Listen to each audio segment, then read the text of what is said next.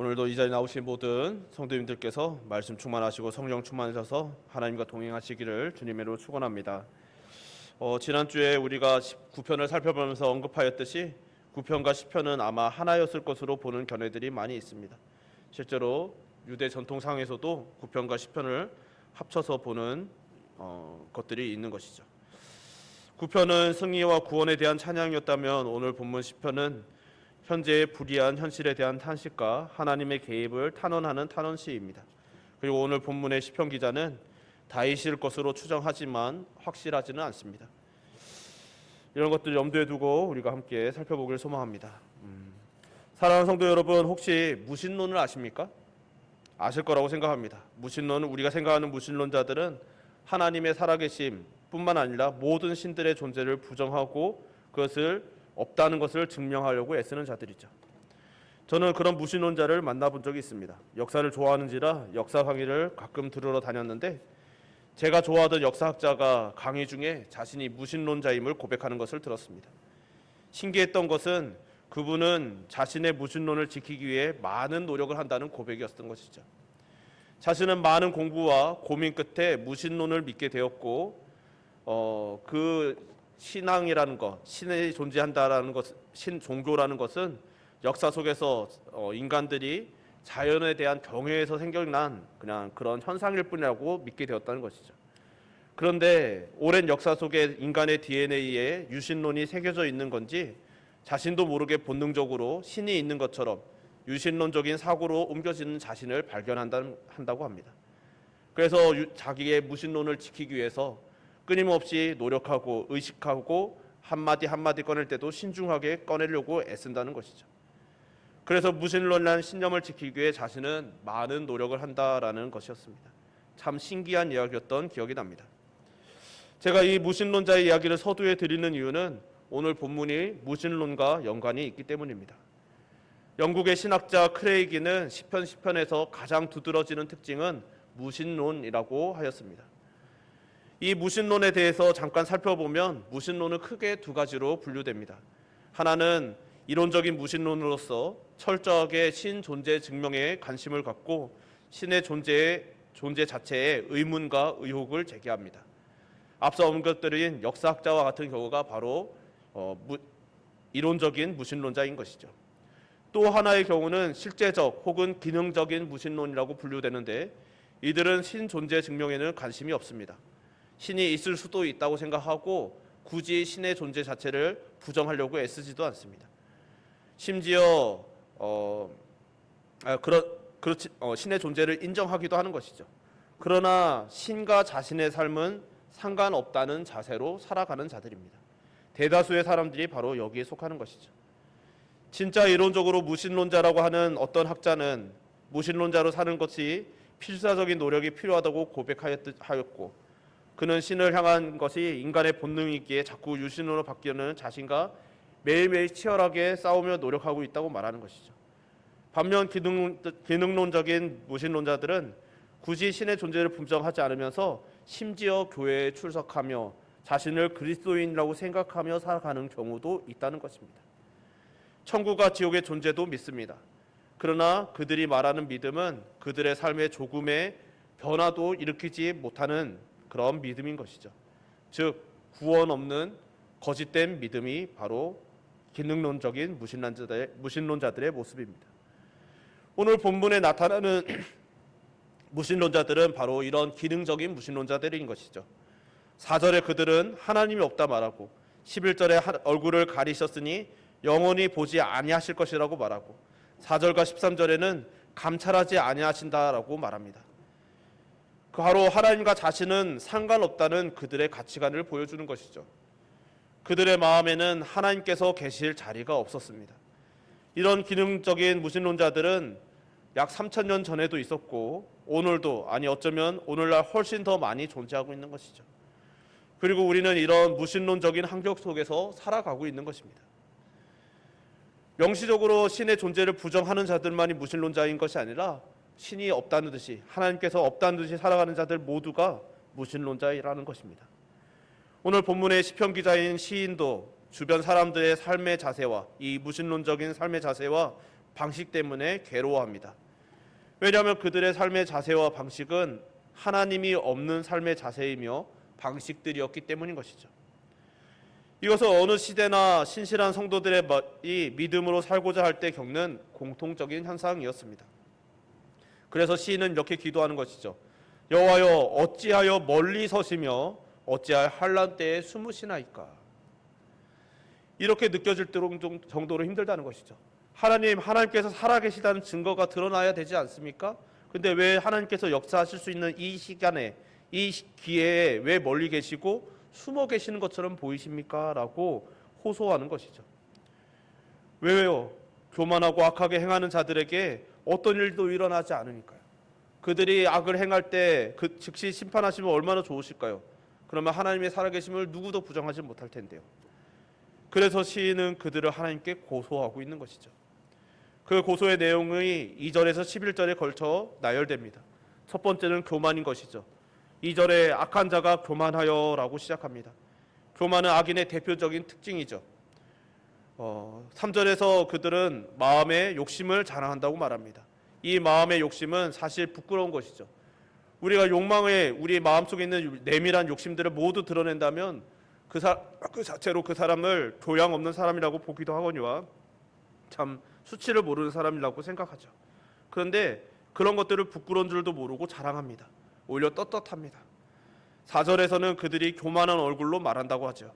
6절에서는 그들의 말을 기록합니다. 나는 흔들리지 아니하며 대대로 환난을 당하지 아니하리라. 누구도 알 수 없는 미래를 장담하며 나는 흔들리지 않을 것이라고 확신합니다. 그들의 교만인 것이죠. 둘째로는 남을 멸시하고 핍박하는 태도입니다. 2절을 보면 그들이 가련한 자를 심히 압박하는 자들이라고 말합니다. 물질이든 권력이든 무엇이든 궁핍하고 자신보다 아래에 있는 불쌍한 자들을 억압하며 소위 갑질을 하는 것이죠.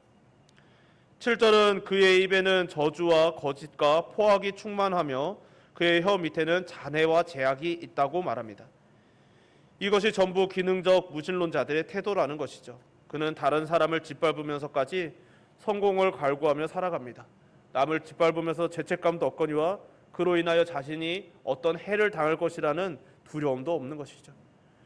다윗이 고소하는 악인들의 모습은 생각 속에서 자라다가 말로 표현되고 행동으로 나타나는 것이죠. 8절에서 10절을 보면 그가 마을 구석진 곳에 앉으며 그 은밀한 곳에서 무지한 자를 죽이며 그의 눈은 가련한 자를 엿보나이다. 사자가 자기의 굴에 엎드림같이 그가 은밀한 곳에 엎드려 가련한 자를 잡으려고 기다리며 자기 그물을 끌어당겨 가련한 자를 잡나이다. 그가 굽으려 엎드리니 그의 포악으로 말미암아 가련한 자들이 넘어지나이다 라고 말합니다. 악인이 거하기 좋아하는 곳은 마을 구석진 곳입니다. 즉 은밀하고 으슥한 곳이죠. 보는 사람만 없으면 언제든지 다른 무지한 사람을 죽이고 의로운 자를 엿보다가 넘어뜨릴 수 있는 장소입니다. 이것은 먹이를 찾기 위해 웅크리고 있는 사자 같고 사냥꾼과도 같습니다. 여기서 가련한 자는 도움을 받을 수 없는, 즉 약자를 말하죠. 도움을 기대할 수 없고 자신이 통제할 수 있다고 생각되는 그런 고대에서는 하층민 같은 사회적 약자들을 노린 것입니다. 셋째로 하나님을 두려워하지 않습니다. 그래서 3절에 여호와를 배반하여 멸시합니다. 악인은 여호와께서 이를 감찰하지 아니하신다고 합니다. 그는 대놓고 하나님이 없다고 말하지는 않습니다. 그러나 그 생각과 삶의 태도 혹은 가치관에는 하나님이 안 계시는 것이죠. 그는 11절에 하나님이 잊으셨고 그의 얼굴을 가리셨으니 영원히 보지 아니하시리라라고 생각합니다. 넷째로 그들은 성공하는 것이죠. 5절의 다윗은 그의 길은 언제든지 견고하다고 말하고 있습니다. 이 말은 소위 형통하다는 것이죠. 하는 일마다 성공하며 망하지 않습니다. 모든 일이 잘 돼서 점점 더 풍요로워지고 그들의 힘은 점점 더 강하여져 갑니다. 이런 모습이 수많은 시편 기자들을 포함하여 얼마나 많은 하나님의 백성들을 시험 들게 하는지 모르죠. 그래서 시편 기자는 악인이 하나님의 심판을 볼 만큼 눈이 좋지 않다라고 말하고 있습니다. 그리고 그들은 6절에 나는 흔들리지 아니하며 대대로 환난을 당하지 아니하리라고 말합니다. 자신들의 성공을 대대로 물려줄 수 있을 만큼 확신에 차 있습니다. 그 실제로도 대대에 물려질 만큼 성공하는 것이죠. 시인은 자신이 고소하는 악인들의 죄를 이렇게 알고 12절에서 18절에 걸쳐서 탄원하고 있는 것이죠. 12절에 일어나셔서 이런 악인들에게 압제를 당하는 가련하고 불쌍한 자들을 기억해 달라고 간청합니다. 13절에서는 악인들의 교만, 특히 주께서 감찰하지 않으신다고 말하는 것을 허락하지 마시라고 간구합니다. 시인은 하나님께서 이미 다 보고 계심을 알기에 저들의 거짓된 말이 드러나기를 바라는 것이죠. 하나님이 다 보고 계시지 않습니까? 근데 왜 드러내지 않으십니까? 이런 마음으로 간구하는 것이죠. 그리고 그는 하나님께서 주의 손으로 갚으려 하심과 고아를 도우시는 하나님이심을 아는 것이죠. 비록 지금 당장은 악인들에게 하나님의 심판이 없는 것처럼 보여도 사실 하나님께서는 시인이 고소하기 전부터 이미 다 보고 듣고 알고 계시며 고아를 돕고 계시며 악인들을 심판하실 것을 알고 있습니다. 이런 믿음이 여호와 하나님은 심판주이시며 모든 인류는 마침내 여호와의 존전에서 심판을 받고 주의 백성들을 신원하여 주실 것이라는 여호와의 신앙, 그 신앙의 기본적인 결의라는 것이죠. 또한 이런 믿음이 성도로 하여금 악을 미워하게 되고 악을 볼 때, 불의를 목도할 때 심령이 상하는 이유이기도 한 것입니다. 그런 믿음 위에서 오늘 시인은 시편을 고백하며 이렇게 고백하는 것이죠. 16절에 여호와께서는 영원 무궁하도록 왕이시니 이방 나라들이 주의 땅에서 멸망하였나이다라고요. 또 18절에서는 언젠가 세상에 속한 악인들이 더 이상 고아와 압제당하는 자에게 다시는 위협하지 못하게 하실 줄도 알고 고백합니다. 그러니까 이 모든 고백들이 아직 눈앞에서 이루어지지 않았지만 반드시 이루어질 미래라고 믿는 것이죠. 이미 그것을 믿고 성취될 것임을 확신하고 있습니다. 즉 시인은 최후 승리를 확신하며 탄원을 마치고 있는 것이죠. 사랑하는 성도 여러분, 시편을 우리가 간략하게 훑어보았는데 이 말씀을 살펴보시면서 혹시 다윗이라고 추정되는 이 시인의 심정이 와닿으시나요? 느껴지십니까? 사실 정도는 다를지언정 이 심정에 공감이 되는 것이 우리 모든 성도들의 정서인 것이죠. 우리가 하나님을 알기에, 하나님을 믿기에 기본적으로 우리는 정도는 틀리고 그 깊이는 혹시 틀릴지라도 이런 심정들과 이런 불편한 마음들, 또 이런 탄원의 마음이 존재합니다. 의문이 존재하기도 하는 것이죠. 시편의 서론이었던 1편에서 우리는 이 정사를 명확히 하였고 오늘 본문도 그 서론의 정서에 충실한 시편임을 우리는 보고 있습니다. 그리고 이 정서가 조금도 와닿지 않는다면 어쩌면 기능론적인 무신론자일 수 있는 것이죠. 안타깝게도 오늘날 이 시대는 이런 기능론적인 무신론자들이 많은 시대를 살아가고 있습니다. 심지어 교회 안에도 늘어나고 있는 것이죠. 나와서 예배는 드리고 하나님을 찬양도 하지만 조금도 불의를 향하여 분기하는 마음도 생기지 않습니다. 악을 고쳐야 된다는 생각도 들지 않고 악을 행함으로써 멸망을 향해 달려나가는 형제 자매들을 보아도 조금도 안타깝지 않습니다. 정말 하나님을 두려워하지도 않고 심판도 염두에 두지 않는 것이죠. 심지어 교회 안에서 하나님의 일을 말한다고 하지만 하나님의 일을 망령되이 하는 악행을 하면서도 조금도 그것을 두려워하지도 않습니다. 자주 말씀드리지만 우리 모두는 여호와의 존전 앞에 서게 될 자들입니다. 이런 사실을 염두에 두며 살아간다면 우리의 삶은 사실 세상과 다를 수밖에 없는 삶인 것이죠. 그런데도 조금도 다르지 않고 전혀 거리낌도 없다면 입으로는 하나님을 고백하고 지식으로는 알지만 실제로는 하나님의 살아계심과 심판주의심을 믿지 않는 거짓된 신앙인인 것입니다. 본문을 살펴보면서도 말씀드렸지만 악인들의 형통은 성도들에게 상처가 됩니다. 더더욱 상처가 되는 것은 성도는 악인들의 표적이 되기 때문인 것이죠. 오늘 본문에서도 악인들은 의인을 노리기 위하여 사자가 엎드려 노리듯이 성도들을 사냥하려고 노리고 있습니다. 그래서 베드로전서 5장에서 근신하라 깨어라 너희 대적 마귀가 우는 사자같이 두루 다니며 삼킬 자를 찾는다라고 경계의 말씀을 적는 것이죠. 심지어 성도를 넘어뜨리고 끌어내리는 일에 원수들은 기꺼이 연합하기도 합니다. 오래전에 이단 연구의 권위자였던 탁 소장님이 관련된 일화를 들은 적이 있는데, 이단 관련 강연장에서 서로 다른 이단들이 서로 모르는 상태로 약속하지도 않고 모였지만 그날 처음 보고도 합심하여 한마음으로 공격당하는 경험을 하셨다는 이야기를 들었습니다. 그들은 서로 다른 모습이었고 개별적으로 서로 싸우기도 하였고 서로 헐뜯기도 하였지만 그들의 본질은 같음을 보여주는 사례일 것이죠. 그러니 성도들은 정신을 차리고 살아가야 하는 것입니다. 그들에게 틈을 보여주지 않기 위해서 애써야 하는 것이고, 때로는 그렇게 노력하는 우리의 자신의 처지가 불쌍하게 느껴지고 또 억울하다 할지라도 그럴 때 우리는 하나님께 아뢰며 이 마음과 생각을 지키며 살아갈 수 있기를 구하며 나가야 하는 것이죠. 그래서 우리는 믿음의 고백을 확실하게 해야 합니다. 오늘 시편 기자는 17절에 이런 고백을 하는 것이죠. 우리 17절 말씀은 우리 한번 합독해 볼까요? 우리 17절 말씀 합독합시다. 여호와여, 주는 겸손한 자의 소원을 들으셨사오니 그들의 마음을 준비하시며 귀를 기울여 들으시고. 아멘. 오늘 시편 기자는 이렇게 분명히 고백하고 있는 것이죠.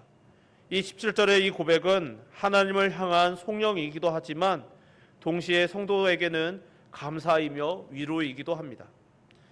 하나님께서는 겸손하며 기댈 곳 없는 연약한 자의 소원을 들으시는 분이십니다.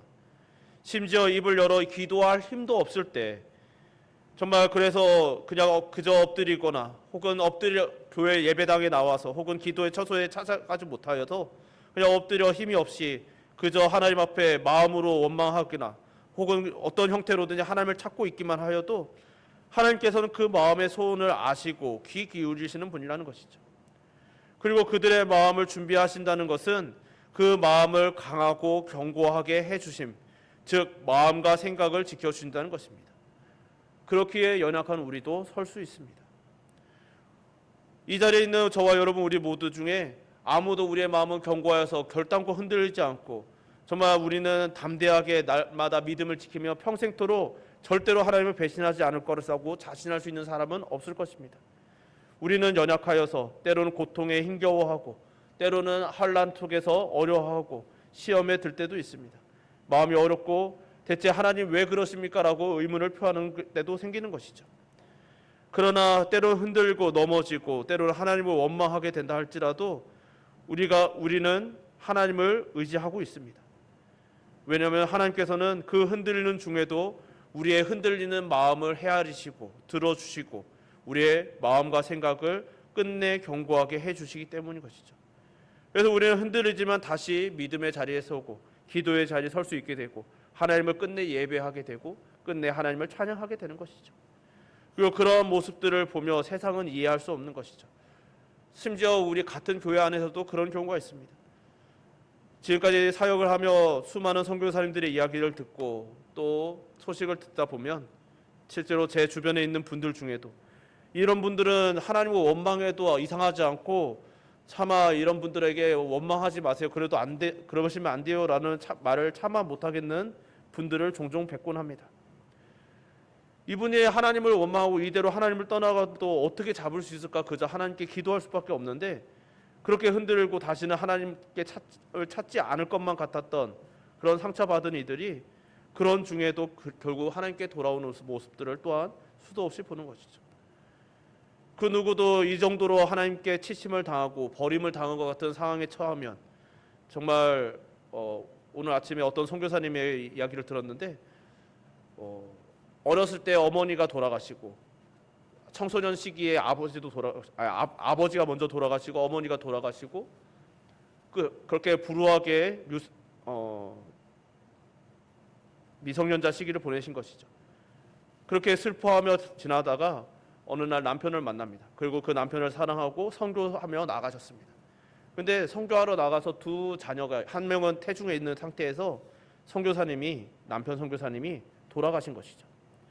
그때 너무나 고통 속에서 울부짖으며 하나님 제발 남편은 데려가지 말라고 울부짖어도 끝내 데려가셨다고 합니다. 근데 정말 너무나 많은 원망과 슬픔 속에 사셨지만 끝내 그분이 믿음 위에 다시 서고 하나님께 그것을 맡겨드리고 또 올려드리고 또 하나님을 인정하고 또 믿음 가운데 정말 고통스러웠지만 끝내 살아내는, 때를 따라서 이해할 수 없는 모습으로 하나님께서 자신을 위로하시는 경험을 하며 끝내 믿음 위에 섰다라는 고백을 잠깐 들었습니다. 이런 것이 바로 우리 성도들의 삶인 것이죠. 그래서 우리는 우리가 연약하지만 믿음이 때로는 부족하여서 우리의 모습에 실망하기도 하지만, 그러나 끝내 우리의 마음을 붙들어 주시고 견고하게 해주시는, 우리의 마음과 생각을 지키시는 하나님을 알기에 우리의 믿음의 여정을 내딛을 수 있는 것입니다. 비록 하나님의 응답은 더뎌 보이고 때로는 듣지 않으시는 것 같고 때로는 역사하지 않으시며 외면하시는 것 같지만, 하나님께서는 겸손한 자의 기도를 들으십니다. 그렇기에 성도는 언제 어느 곳 어떤 상황에서도 기도할 수 있습니다. 기도해야만 합니다. 그것이 우리 앞에 성공한 무신론자들, 그것도 기능적인 무신론자들이 가득해도 그들의 성공하는 모습을 보며 성도도 그러해야 하는가 저러해야 하는가라는 생각이 들 정도로 그들이 옳아 보여도 감찰하시며 모든 것을 신원하셔서 공의를 끝내 바로 잡으실 하나님을 신뢰하시기를 주님의 이름으로 축원합니다.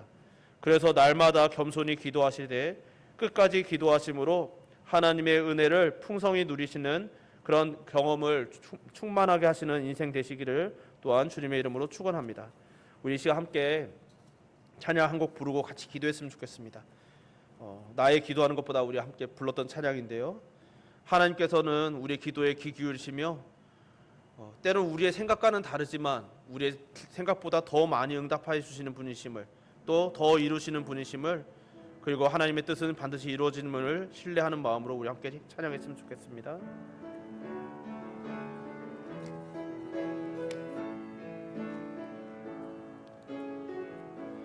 나의 기도하는 것보다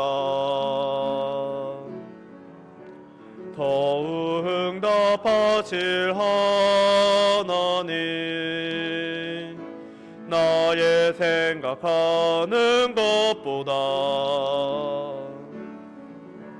더욱 이루시는 하나님, 우리 가운데 역사하신 능력대로 우리들의 간구함을 넘치도록 능히 하실 주님께 모든 영광과 존귀 찬양과 경배를 돌릴지어다. 모든 영광과 존귀 찬양과 경배를 돌릴지. 다시 한번 찬양합시다. 나의 기도하는 것보다 우리 가슴에 손을 얹고요. 나의 기도하는 것보다 더욱 응답하실 하나님, 나의 생각하는 것보다 더욱 이루시는 하나님, 우리 가운데 역사하실 능력대로 우리들의 간구함을 넘치도록 내게 하실 주님께 모든 영광과 존귀 찬양과 경배를 돌릴지어다. 모든 영광과 존귀 찬양과 경배를 돌릴지. 모든 영광과 찬양과 모든 영광과 존귀 찬양과 경배를 돌릴지어다. 모든 영광과 존귀 찬양과 경배를 돌릴지. 우리 시간 함께 기도하실 때는 우리 은총교회 공동체들을 위해서 같이 기도했으면 좋겠어요. 특별히 우리 형제 자매들, 하나님 아버지, 우리 모든 믿음의 형제 자매들의 마음과 생각을 지켜주시옵소서. 결코 흔들리지 않는 굳센 믿음 위에 서게 하시고, 무엇보다 우리의 자녀들, 우리의 후손들, 정말 우리의 청년들과 우리의 자녀들과 또 유치부에 이르기까지 모든 우리의 자녀들이 정말 이런 믿음을 알고 깨달아가며 정말 이 험한 세상 무신론이 가득하여서 마치 하나님 없는 듯이 살아가도 우리가 말씀 속에서 배우고 정말 우리 부모들에게 배웠던 그 신앙의 자세를 지키지 않아도 잘 사는 것만 같은 이 시대를 살아가는 우리 자녀들이 하나님 아버지, 그래도 하나님은 살아계시고 하나님은 반드시 모든 것을 신원하실 것이라는 이 믿음 위에 정말 흔들리지 않는 믿음이 세워지게 하여 달라고 우리 부모 세대들의 믿음과 우리 자녀 세대들의 믿음을 위하여 이 시간 주여 한번 부르고 기도합시다. 주여, 아버지, 아버지, 아버지, 아버지, 아버지, 우리 이 시간 우리의 믿음을 위하여 기도합니다. 하나님, 정말 이 시대를 바라보고 살아가니 주 하나님 아버지, 정말 하나님 없이 살아가도 멀쩡하다고 생각하며 살아가는 무신론이 이렇게 가득한 이 세상 속에서 하나님을 알고 하나님을 깨닫고 하나님을 믿을 수 있다는 것이 얼마나 놀라운 기적이며 주 하나님 아버지, 얼마나 놀라운 은혜임을 깨닫습니다. 그래야 하나님의 참으로 감사드립니다. 주 하나님 아버지, 그리하여 또 하나님 아버지 앞에 간절히 간구하게 되는 것은 이런 무신론이 팽배한 하나님 없어도 살아갈 수 있다고 말하는 이 시대 속에서 주 하나님 우리의 마음과 생각을 끝까지 지키게 하여 주셔서 주 하나님 끊임없이 이들이 말하는 것이 옳은 것처럼 보이고 그들의 그 화려한 모습들, 성공하는 모습들, 망하지 않는 모습들을 보며 나도 저래야 되는 것이 아닌가?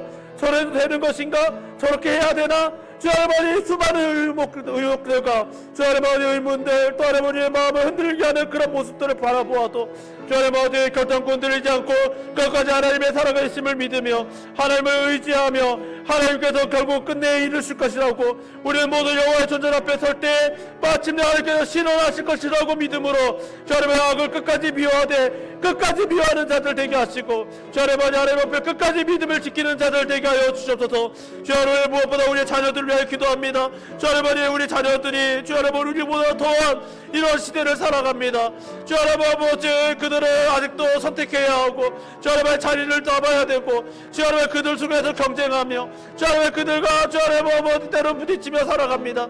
때로 더 치열하게 살아갑니다. 주 하나님 아직 주 하나님 그들의 여정이 많았기에 너무나 멀고 먼 인생 속에서 주 하나님 그 인생의 여정 속에서 내가 잘못 걸었을까봐 머뭇거리며 주 하나님 아버지, 하나님 맞아요? 이게 진짜 맞아요? 주 하나님 아버지 의문을 가지고 주 하나님 아버지 기도하고 때로는 하나님 아버지 기도하도 들어주지 않을 것처럼 보이는 하나님의 음성에 좌절하기도 할 그들에게 주 하나님 아버지 주여 역사하여 주셔서 주 하나님 아버지 그들의 귀에 때로 더디 들리고 때로는 하나님 그들의 귀에 주 하나님 아버지 음성이 들리지 않는 것처럼 보여도 주 하나님 끝내 하나님께서 지켜주심을 그들이 신뢰할 수 있도록 그들의 마음과 생각을 지켜주셔서 그들의 주 하나님 아버지 주님 앞에 부르짖을 때 때로 하나님 아버지 끝내 들리지 않는 하나님 아버지 음성에 좌절할 때 주 하나님 아버지 그래 넘어지고 하나님의 기도할 힘도 없을 때 그때도 하나님 그들과 함께하여 주시며 주 하나님 그러나 그럼에도 불구하고 하나님을 찾을 수 있는 그 하나님의 고백이 그들의 삶 속에서 흘러나오게 하여 주시옵소서.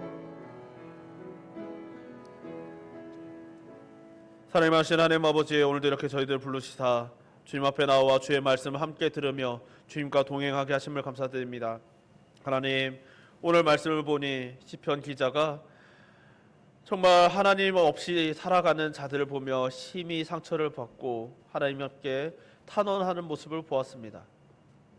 주 하나님, 그런 모습을 보니 정말 우리들 또한 이 시편 기자와 이 시인과 전혀 다르지 않는 삶을 살아가고 있음을 깨닫습니다. 정말 하나님이 없다고 말하고 명시적으로 하나님의 존재를 부정하는 자들뿐만 아니라 하나님은 계실 수 있다라고 말하고 심지어 하나님이 살아계신다고 말하면서도 하나님이 없는 듯이 살아가는 이들이 얼마나 많은지, 그런 무신론적인 이 세상 속에서 우리는 또 얼마나 많은 상처를 받으며 때로는 우리의 믿음도 흔들릴 때가 얼마나 많은지 주 하나님, 우리의 연약함을 주님 앞에 아뢰고 호소합니다. 주 하나님, 우리의 연약함을 불쌍히 여겨 주시옵소서. 또 하나님 아버지의 흔들릴 믿음을 지켜 주시옵소서.